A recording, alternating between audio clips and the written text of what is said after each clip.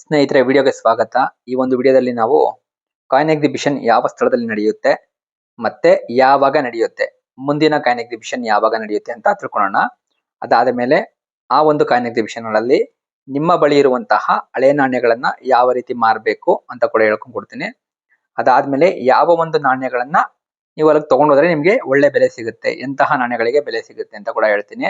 ಅದಾದ್ಮೇಲೆ ಅಲ್ಲಿ ಹೋದಾಗ ನಿಮ್ಗೆ ಯಾರಾದ್ರೂ ಮೋಸ ಮಾಡಬಹುದು, ಯಾವ ರೀತಿ ವಂಚನೆಗಳು ಅಲ್ಲಿ ನಡೆಯುತ್ತೆ ಕಾಯಿನ್ ಎಕ್ಸಿಬಿಷನ್ ಗಳಲ್ಲಿ, ಯಾವ ರೀತಿ ನೀವು ಜಾಗರೂಕರಾಗಿರಬೇಕು ಅಂತ ನಾನು ನಿಮ್ಗೆ ಹೇಳ್ತೀನಿ ಈ ಒಂದು ವಿಡಿಯೋದಲ್ಲಿ. ಸೊ ವಿಡಿಯೋನ ಕೊನೆವರೆಗೂ ನೋಡಿ, ಮಿಸ್ ಮಾಡಕ್ ಹೋಗ್ಬೇಡಿ. ಸೊ ಮೊದಲನೇದಾಗಿ, ಕಾಯಿನ್ ಎಕ್ಸಿಬಿಷನ್ ಯಾವಾಗ ನಡೆಯುತ್ತೆ ಅಥವಾ ಎಲ್ಲಿ ನಡೆಯುತ್ತೆ, ಈ ಎರಡು ಪ್ರಶ್ನೆಗಳು ಸಾಮಾನ್ಯವಾಗಿ ನನ್ನ ಎಲ್ಲಾ ವಿಡಿಯೋಗಳಲ್ಲಿ ನೀವು ಕೇಳ್ತಾನೆ ಇರ್ತೀರಾ, ಸುಮಾರು ಜನ ಕೇಳಿದ್ದಾರೆ. ಮೊದಲನೇದಾಗಿ, ಕಾಯಿನ್ ಎಕ್ಸಿಬಿಷನ್ ಎಲ್ಲಿ ನಡೆಯುತ್ತೆ? ಇದು ಸರ್ವೇ ಸಾಮಾನ್ಯವಾದಂತಹ ಪ್ರಶ್ನೆ. ಈ ಒಂದು ಪ್ರಶ್ನೆಗೆ ಉತ್ತರ ಮೈಸೂರು ಬ್ಯಾಂಕ್, ಬೆಂಗಳೂರಿನ ಮೈಸೂರು ಬ್ಯಾಂಕ್ ನಲ್ಲಿರುವಂತಹ ಒಂದು ಮೈಸೂರು ಬ್ಯಾಂಕ್ ವೃತ್ತ ಏನಿದೆ.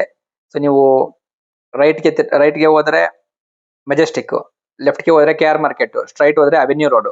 ಸೊ ಹಿಂದಕ್ಕೆ ಬರ್ತೀರಿ ಅಂದ್ರೆ ಮಹಾರಾಣಿ ಕಾಲೇಜು. ಆ ವೃತ್ತ ಏನಿದೆ, ಆ ವೃತ್ತದಿಂದ ಸುಮಾರು 100 ಮೀಟರ್ KR ಮಾರ್ಕೆಟ್ ರೋಡ್ ಅಲ್ಲಿ 100 ಮೀಟರ್ ಲೆಫ್ಟ್ಗೆ ಹೋದ್ರೆ ಅಲ್ಲಿ ಶಿಕ್ಷಕರ ಸದನ ಅಂತ ಇದೆ. ಅಲ್ಲಿ ಯಾವಾಗ್ಲೂ ಮ್ಯಾಕ್ಸಿಮಮ್ ಟೈಮ್ ಅಲ್ಲೇ ನಡೆಯುತ್ತೆ. ವರ್ಷಕ್ಕೆ 4-5 ಬಾರಿ ನಡೆಯುತ್ತೆ ಕಾಯಿನ್ ಎಕ್ಸಿಬಿಷನ್. ಅಲ್ಲಿ ನೀವು ಹೋಗಬಹುದು. ಸೊ ಅದರ ದಿನಾಂಕ, ಮುಂದಿನ ವರ್ಷದ ದಿನಾಂಕಗಳು ಕೇವಲ ಫೆಬ್ರವರಿ ಇದು ಮಾತ್ರ ಅನೌನ್ಸ್ ಆಗಿರುವಂತದ್ದು. ಫೆಬ್ರವರಿ 22ರಿಂದ 25ನೇ ತಾರೀಕುವರೆಗೂ ಅಂತ ಈಗ ಒಂದು ಅಪ್ಡೇಟ್ ಬರ್ತಾ ಇದೆ. ಇದು ಸ್ವಲ್ಪ ಮಾಡಿಫಿಕೇಶನ್ ಆಗ್ಬಹುದು. ಸೊ ಈಗ ಸಿಕ್ಕಿರೋ ಮಾಹಿತಿ ಪ್ರಕಾರ ಫೆಬ್ರವರಿ 22ರಿಂದ 25ರವರೆಗೆ ನಡೆಯುತ್ತೆ ಅಂತ. ಸೊ ಮೊದಲನೇ ಪ್ರಶ್ನೆಗೆ ಉತ್ತರ ಸಿಕ್ತು ಅಂತ ಅನ್ಕೊಂತೀನಿ, ಕಾಯಿನ್ ಎಕ್ಸಿಬಿಷನ್ ಎಲ್ಲಿ ನಡೆಯುತ್ತೆ ಅಂತ.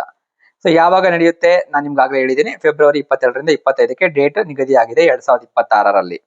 ಸೊ ಈಗ ಈ ಕಾಯಿನ್ ಎಕ್ಸಿಬಿಷನ್ಗೆ ಹೋದಾಗ ನಿಮ್ಮ ಬಳಿ ಇರುವಂತಹ ಹಳೆ ನಾಣ್ಯಗಳಾಗಿರ್ಬೋದು, ಹಳೆ ನೋಟುಗಳನ್ನಾಗಿರ್ಬೋದು ಯಾವ ರೀತಿ ಮಾರೋದು ಅಂತ ತಿಳ್ಕೊಳ್ಳೋಣ. ಸೊ ಮೊದಲನೇದಾಗಿ, ನೀವು ಅಲ್ಲಿ ಏನು ಕಾಯಿನ್ ಎಕ್ಸಿಬಿಷನ್ ನ ಹೊರಗಡೆ, ಏನು ಶಿಕ್ಷಕ ಸದನದ ಹೊರಗಡೆ ಸುಮಾರು ಜನ ಸ್ಟಾಲ್ ಗಳನ್ನ ಹಾಕಿಟ್ಕೊಂಡಿರ್ತಾರೆ. ಅಲ್ಲಿ ಹೋಗಿ ನೀವು ಕೊಟ್ರೆ ಅವರಿಂದ ನೀವು ಹೆಚ್ಚಿನ ಬೆಲೆಯನ್ನ ನಿರೀಕ್ಷೆ ಮಾಡೋದಕ್ಕೆ ಆಗೋದಿಲ್ಲ. ಅದೇ ನೀವು ಕಾಯಿನ್ ಎಕ್ಸಿಬಿಷನ್ ಒಳಗಡೆ ಫ್ರೀ ಎಂಟ್ರಿ ಇರುತ್ತೆ. ಅದ್ರೊಳಗಡೆ ಹೋದ್ರೆ, ಶಿಕ್ಷಕರ ಸದನದ ಒಳಗಡೆ ಹೋದ್ರೆ ಅಫಿಲಿಯೇಟೆಡ್ ಡೀಲರ್ಸ್ ಅಲ್ಲಿ ಅಫಿಷಿಯಲ್ ಆಗಿ ಏನು ಸ್ಟಾಲ್ ಗಳನ್ನ ಓಪನ್ ಮಾಡಿರ್ತಾರೆ.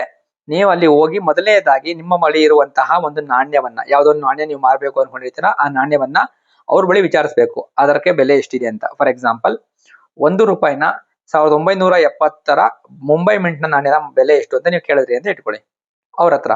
ಸೊ ಅವ್ರೇನ್ ಹೇಳ್ತಾರೆ, ಅವ್ರ ಹತ್ರ ಇತ್ತು ಅಂದ್ರೆ ಆ ನಾಣ್ಯ, ಇದರ ಬೆಲೆ ಇಷ್ಟು ಅಂತ ಹೇಳ್ತಾರೆ. ಆಗ ನನ್ನ ಹತ್ರ ಈ ಕಾಯಿನ್ ಇದೆ, ಅದೇ ಕಾಯಿನು ಎಷ್ಟು ಕೊಡ್ತೀರಾ? ಸೊ ಈಗ ಅವರೇ ಮೊದಲೇ ನಿಮ್ಮ ಹತ್ರ ಏನ್ ಹೇಳಿದ್ದಾರೆ, ಅದ್ರ ಬೆಲೆ ಅವ್ರು ಬಾಯ್ ಬಿಟ್ಟಿರ್ತಾರೆ ಅದರಿಂದ. ಸೊ ಈಗ ನಿಮ್ಗೊಂದು ಐಡಿಯಾ ಬಂದಿರುತ್ತೆ. ಅಥವಾ ಆ ಒಂದು ನಾಣ್ಯ ನಿಮ್ಮ ಏನೋ ಮಾರಬೇಕು ಅಂತ ಇದ್ರೆ ಅದರ ಬಗ್ಗೆ ಪುಸ್ತಕಗಳಲ್ಲಾಗಿರಬಹುದು, ನನ್ನ ಹಳೆಯ ವಿಡಿಯೋಗಳನ್ನು ನೋಡಿದ್ರೆ ಅದ್ರ ಬಗ್ಗೆ ಕೂಡ ಹೇಳಿದ್ದೇನೆ. ಅದಾದ್ಮೇಲೆ ಮಿಂಟೆಡ್ ವಿಸ್ಡಮ್ ಅಂತ ಒಂದು ವೆಬ್ಸೈಟ್ ಇದೆ, ಅಲ್ಲಿ ಕೂಡ ಹೋಗಿ ನೀವು ನಿಮ್ಮ ನಾಣ್ಯದ ಬೆಲೆಯನ್ನ ಚೆಕ್ ಮಾಡ್ಕೊಳ್ಬಹುದು ವಿತ್ ಮಿಂಟ್ ಮಾರ್ಕ್. ಇಯರ್ ಮತ್ತೆ ಮಿಂಟ್ ಮಾರ್ಕ್ ಮಾತ್ರ ಮ್ಯಾಟರ್ ಆಗೋದು ಕಾಯಿನ್ ನಲ್ಲಿ, ಡೆಫಿನೆಟಿವ್ ಸೀರೀಸ್ ನಲ್ಲಿ ಇಯರ್ ಮತ್ತೆ ಮಿಂಟ್ ಮಾರ್ಕ್ ಮಾತ್ರ ತುಂಬಾ ಮ್ಯಾಟರ್ ಆಗುತ್ತೆ. ಸೊ ಆ ಒಂದು ನಿಟ್ಟಿನಲ್ಲಿ ನೀವು ನಿಮ್ಮ ನಾಣ್ಯದ ಬಗ್ಗೆ ನಿಮ್ಗೆ ಪರಿಪೂರ್ಣವಾದಂತಹ ಜ್ಞಾನ ಇರಬೇಕು. ಸೊ ಮತ್ತೆ ಇನ್ನೊಂದು ಕ್ವಶನ್, ಹಳೆಯ ನಾಣ್ಯಗಳಿಗೆ ಬೆಲೆ ಯಾವ ರೀತಿ ಇರುತ್ತೆ ಅಂತ. ಹೌದು, ಖಂಡಿತವಾಗಿಯೂ ಕೆಲವು ನಾಣ್ಯಗಳಿಗೆ ಲಕ್ಷ ರೂಪಾಯಿ ಬೆಲೆ ಇದ್ರೆ, ಕೆಲವು ನಾಣ್ಯಗಳಿಗೆ 1 ರೂಪಾಯಿ ಕೂಡ ಬೆಲೆ ಇರೋದಿಲ್ಲ. ಹಳೆ ನಾಣ್ಯಗಳೇನೆ, ಸುಮಾರು 100 ವರ್ಷ ಹಳೆ ನಾಣ್ಯಗಳಿಗೂ ಅದಕ್ಕೆ 1 ರೂಪಾಯಿ ಬೆಲೆ ಇರೋದಿಲ್ಲ. ಕಾರಣ ಇಷ್ಟೇ, ಅವು ಹೆಚ್ಚಿನ ಸಂಖ್ಯೆಯಲ್ಲಿ ಮಿಂಟ್ ಆಗಿರ್ತವೆ. ಯಾವ ನಾಣ್ಯಗಳು ಕಡಿಮೆ ಸಂಖ್ಯೆಯಲ್ಲಿ ಮಿಂಟ್ ಆಗಿರ್ತವೆ ಅಂದ್ರೆ ಮಾರುಕಟ್ಟೆಯಲ್ಲಿ ಇರ್ತವೆ ಅಥವಾ ಚಲಾವಣೆಯಲ್ಲಿ ಇರ್ತವೆ ಅಥವಾ ಜನರ ಬಳಿ ಇರ್ತವೆ, ಆ ನಾಣ್ಯಗಳಿಗೆ ಬೇಡಿಕೆ ಹೆಚ್ಚು. ಯಾವ ನಾಣ್ಯಗಳು ಹೆಚ್ಚೆಚ್ಚು ಜನರ ಬಳಿ ಸರ್ಕ್ಯುಲೇಷನ್ ಅಲ್ಲಿ ಉಳ್ಕೊಂಡಿರ್ತವೆ ಅಥವಾ ಹೆಚ್ಚೆಚ್ಚು ಮಾರುಕಟ್ಟೆಯಲ್ಲಿ ಅವೈಲಬಲ್ ಇರ್ತವೆ, ಅವು ಯಾವುದೇ ರೀತಿಯಲ್ಲಿ ಕೂಡ ಆಕರ್ಷಣೆಗೆ ಒಳಗಾಗೋದಿಲ್ಲ ಕಾಯಿನ್ ಎಕ್ಸಿಬಿಷನ್ ನಲ್ಲಿ. ಸೊ ಮತ್ತೆ ಇನ್ನೊಂದು,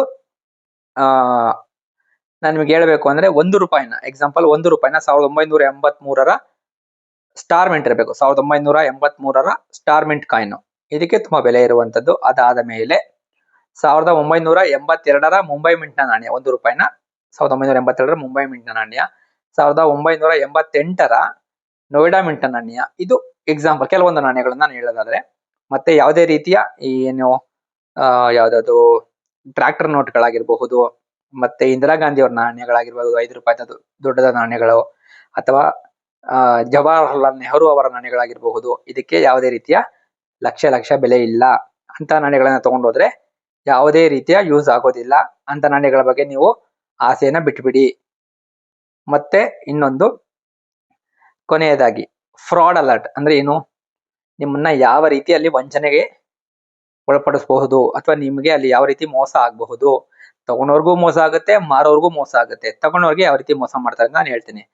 ಸೊ ಟೂಲ್ಡ್ ಕಾಯಿನ್ಗಳು ಏನು? ಟೂಲ್ಡ್ ಕಾಯಿನ್ ನಾನು ನಿಮ್ಗಾಗ್ಲೇ ಹೇಳಿದೆ 1983ರ ಹೈದರಾಬಾದ್ ಮಿಂಟ್ ನಾಣ್ಯಗಳು ಸುಮಾರು 50,000 ರೂಪಾಯಿಗಿಂತ ಹೆಚ್ಚಿನ ಬೆಲೆ ಬಾಳುತ್ತೆ. ಅಂತ ನಾಣ್ಯಗಳ ಡೂಪ್ಲಿಕೇಟ್ ವರ್ಷನ್ಗಳನ್ನ ನಿಮಗೆ ತಂದು ಮಾರೋದಾಗಿರಬಹುದು ಅಥವಾ ನಿಮಗೆ ಅದರ ಆಸೆ ತೋರಿಸಿ ನಿಮ್ಮ ಹತ್ರ ಸುಲಿಗೆ ಮಾಡ್ತಾರೆ. ನಿಮಗೆ ಏನಂತೀರಾ, ನನ್ನ ಯಾವ್ದೋ ಒಂದು ವಿಡಿಯೋ ನೋಡ್ಕೊಂಡು ಹೋಗಿರ್ತೀರಾ, ಸೊ ಇದು ಇಷ್ಟು ಬೆಲೆ ಇದೆಯಾ ಅಂತ.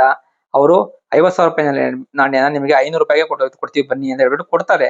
ನೀವು ಅದನ್ನ ತಕ್ಷಣಕ್ಕೆ ನೋಡಿದ್ರೆ ನಿಮ್ಗೆ ಡೂಪ್ಲಿಕೇಟ್ ಅಂತ ಗೊತ್ತಾಗೋದಿಲ್ಲ, ತಗೊಂಡ್ಬಿಡ್ತೀರಾ. ಮತ್ತೆ ನೀವು ತಗೊಂಡು 500 ರೂಪಾಯಿ ವೇಸ್ಟ್ ಅಷ್ಟೇ. ಅದರಿಂದ 10 ರೂಪಾಯಿ ಕೂಡ ಅದಕ್ಕಿಂತ ಹೆಚ್ಚಿನ ಬೆಲೆ ನಿರೀಕ್ಷೆ ಮಾಡಕ್ ಆಗೋದೇ ಇಲ್ಲ. ಡೂಪ್ಲಿಕೇಟ್ ಕಾಯಿನ್ಗಳಿಗೆ ಮಾರುಕಟ್ಟೆಯಲ್ಲಿ ಬೆಲೆ ಇಲ್ಲ. ನೀವು ಸುಮ್ಮನೆ ಇಟ್ಕೊಳ್ಬಹುದು ಅಷ್ಟೇ, ಅದಕ್ಕೆ ಬೆಲೆ ಇಲ್ಲ.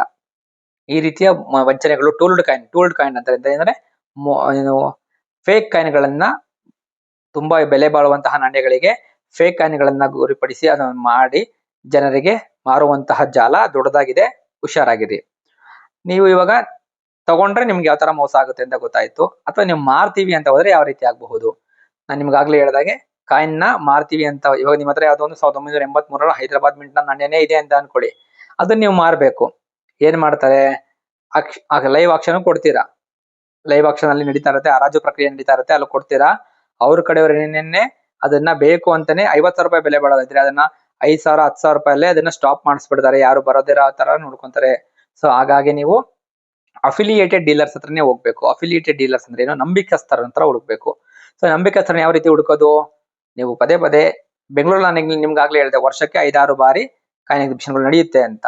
ಕಾಯಿನ್ ಎಕ್ಸಿಬಿಷನ್ ಆಯೋಜಕರು ಯಾರಿರ್ತಾರೆ ಅವ್ರ ಹತ್ರ ಹೋದ್ರೆ ಕಾಂಟ್ಯಾಕ್ಟ್ ಮಾಡಿದ್ರೆ, ಮ್ಯಾನೇಜರ್ಸ್ ಯಾರಿರ್ತಾರೆ ಅವ್ರ ಹತ್ರ ಹೋಗಿ ಕಾಂಟ್ಯಾಕ್ಟ್ ಮಾಡಿದ್ರೆ ನಿಮಗೊಂದು ಸರಿಯಾದ ಮಾರ್ಗದರ್ಶನ ಸಿಗುತ್ತೆ.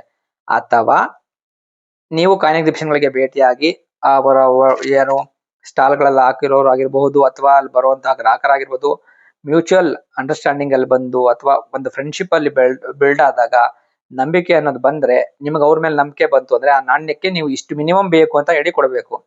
ನಾನು ಹೇಳ್ದೆ ಅದು 50,000 ರೂಪಾಯಿ ಬೆಲೆ ಬಾಳುತ್ತೆ ಅಂದ್ರೆ ನಿಮ್ಗೆ 40,000 ರೂಪಾಯಿ ಮಿನಿಮಮ್ ಬೇಕು. ಅದ್ರ ಮೇಲೆ ಬಂದ್ರೆ ಆಮೇಲಿಂದ ಬರೋದ್ರಲ್ಲಿ ನಾವಿಬ್ರು ಶೇರ್ ಮಾಡ್ಕೊಬೇಕು ಅನ್ನೋ ಹತ್ರ ಮಾತಾಡ್ಬೇಕು. ಆ ರೀತಿ ಮಾತುಗಾರಿಕೆ ನಿಮ್ಗೆ ಬರುತ್ತೆ ಅಂದ್ರೆ ಮಾತ್ರ ಕಾಯಿನ್ ಎಕ್ಸಿಬಿಷನ್ ಅಲ್ಲಿ ನೀವು ಸರ್ವೈವ್ ಆಗಬಹುದು. ಇಲ್ಲ ನೀವು ಫಸ್ಟ್ ಏನ್ ಮಾಡ್ಬೇಕು ಅಂದ್ರೆ ಬ್ಲೈಂಡ್ ಆಗಿ ಹೋಗಿ ಕಾಯಿನ್ ಎಕ್ಸಿಬಿಷನ್ ನ ಅರ್ಥ ಮಾಡ್ಕೊಳ್ಳಿ. ಯಾವ ರೀತಿ ಇರುತ್ತೆ ಕಾಯಿನ್ ಎಕ್ಸಿಬಿಷನ್ ಅಂದ್ರೆ ಏನು, ಯಾವ ರೀತಿ ಅಲ್ಲಿ ನಾವು ಏನ್ ಕಲ್ತ್ಕೊಬಹುದು, ನಮ್ಮ ಮಕ್ಕಳಿಗೆ ನಾವು ಅಲ್ಲಿ ಏನ್ ತೋರಿಸಬಹುದು. ಕಾಯಿನ್ ಎಕ್ಸಿಬಿಷನ್ ಅಲ್ಲಿ ಸುಮಾರು ನೂರಾರು ಸಾವಿರಾರು ವರ್ಷ ಹಳೆಯ ನಾಣ್ಯಗಳನ್ನ ಅಲ್ಲಿ ಪ್ರದರ್ಶನಕ್ಕೆ ಇಟ್ಟಿರ್ತಾರೆ. ಅಲ್ಲಿ ಹೋಗಿ ನೋಡಿ ಕಲ್ತ್ಕೊಂಡು ಬಂದು ತಿಳ್ಕೊಂಡು ಬಂದು ಆಮೇಲಿಂದ ಬಂದು ನೀವು ಮಾರೋದು ತಗೊಳ್ಳೋದು ಇನ್ನೊಂದು ಮತ್ತೊಂದು ಮಾಡಬಹುದು. ಸೊ ಇದಾಗಿತ್ತು ಈ ಒಂದು ವಿಡಿಯೋದ ವಿಶೇಷತೆ. ಈ ಒಂದು ವಿಡಿಯೋ ನಿಮ್ಗೆ ಏನಾದ್ರು ಇಷ್ಟ ಆಗಿದ್ರೆ ದಯವಿಟ್ಟು ವಿಡಿಯೋಗೊಂದು ಲೈಕ್ ಮಾಡಿ, ಚಾನಲ್ನ ಸಬ್ಸ್ಕ್ರೈಬ್ ಮಾಡ್ಕೊಂಡು ಸಪೋರ್ಟ್ ಮಾಡಿ.